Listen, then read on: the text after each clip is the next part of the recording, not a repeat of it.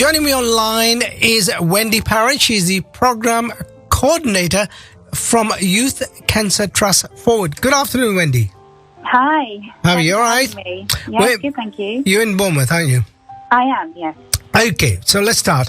Can you tell us more about the funding of Youth Cancer Trust and its mission? Sure, yeah. Youth Cancer Trust was founded in 1997 by Brenda Clark. Brenda lost her daughter Tracy Ann to cancer at the age of 21. So the purpose of the charity is to support teenagers and young adults between the age of 14 to 30 who are living with and beyond cancer. And our mission is to prevent social isolation, to build confidence, encourage peer support and friendships. So we do this by the provision of therapeutic wellbeing holidays. And we're based at a working farm in Dewlish, which is just outside of Dorchester. Okay, well, why did you move to Bournemouth then from Dewlish? So, yeah, we were based in Bournemouth for over 25 years. So it was a really difficult decision to move out to Dewlish. But like many people, we took a financial hit during the pandemic. And times are changing. People wanted different things. We didn't have space to expand in Bournemouth. But at Manor Farm Barn, we've got more space. We can accommodate more young people. And there's also more facilities, and it's more accessible for young disabled guests as well. So and we have donkeys too. Oh, donkeys as well. That's always a bonus, isn't it? Yeah. Okay. In acreage, how big is it then, do you think? Oh, gosh, I don't know. It's big. It's big then. Yeah. So, they've got quite a lot of land, and we just use a portion of it, yeah. And in addition to donkeys, where have you got other animals as well? Yeah, there's some alpacas, sheep, chickens, just wandering around. So, yeah, it's lovely. They're just all kind of, the chickens are all just free roaming, and sometimes have to chase them out from trying to get in the house. Well, they just don't care. They say, this is human. We'll just get on with life, yeah? Exactly, yeah. Could you discuss some of the activities and the facilities available for the guest during this therapeutic well-being holidays? I mean, it's a beautiful building for a start. There's lots of space inside and outside. They've got kind of different lounges that they can go in. And it all centres around a courtyard garden that's got a heated swimming pool in the middle. We've got a large games room. There's a full-time chef. There's the animals that I mentioned. So our young people can just kind of roam around the building. And then whilst they're on holiday with us, we provide activities in-house, such as crafts, pamper days, quiz nights, that kind of thing.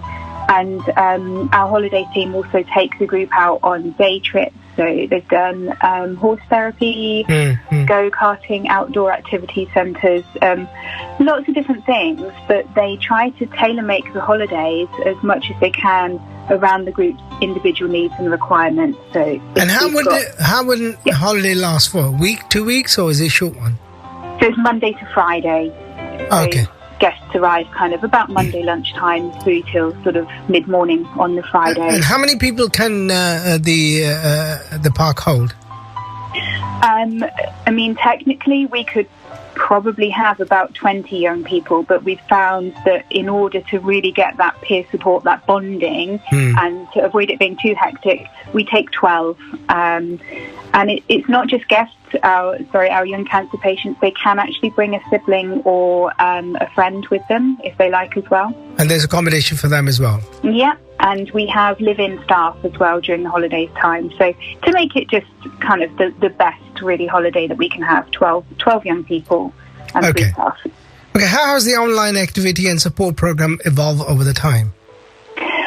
It actually started kind of by accident during the pandemic. I get that, yeah. I set up a Facebook group for our young people, thinking we're just going to be in lockdown for a couple of weeks. So it was really just to, check in, keep in touch. But I was flooded with young people just in need of support, socially isolated, needing connection.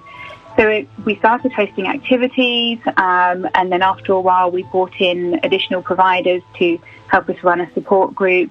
And it's just kept on going. So we saw the value in it after we all finished with lockdown. And now we provide mixed content, so some things cancer support related, mental health support, and some just silliness and fun as well to build connection. And what was the inspiration behind the Dance Beats Cancer Project, and how did it come about?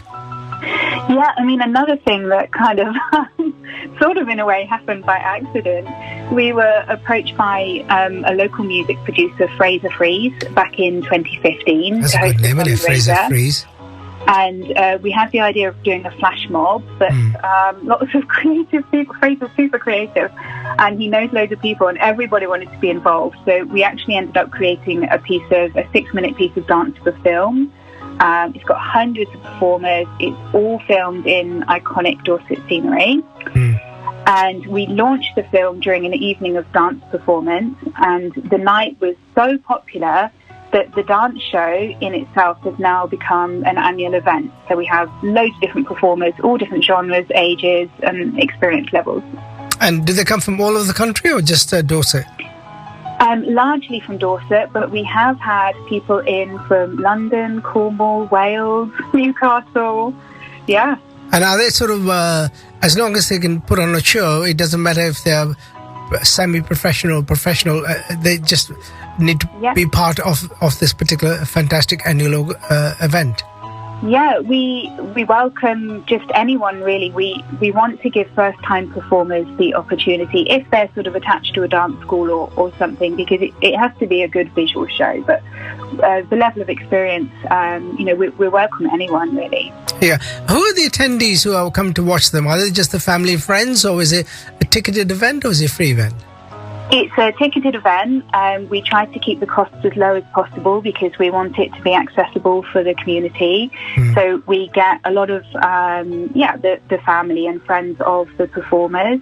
We have just people within our local community that think it looks like a good event. We get a lot of dancers from different genres and styles that just want to come and be part of it. Just quite a mixed, diverse audience actually. It was quite intriguing on the last one that you had two young ladies dancing to Bhangra music. That was interesting, wasn't it? Yes, that was lovely. It's so nice. We want to keep it as diverse as possible. We want to bring in as many different cultures and dance genres, and anyone can have a go at anything. We really welcome that. Okay. I know you mentioned it's sort of grown over the periods, but can you sort of elaborate a bit more? How much has it grown since 2015? We thought the interest would fade after a year or two, but it is actually still growing. We are getting more support from the local community. More people are finding out about us, wanting to be involved, and like yourself, very kindly wishing to promote us and share our story. So even though we had a 2-year break for the pandemic, the shows are getting bigger. We had, I think, about 450 people in the audience this year. It's still gaining popularity. Wow. Our film also won an award a couple of years back. We entered it into the Charity Film Awards, and we won silver in our category. So yay, go! You get the gold next time. Yeah.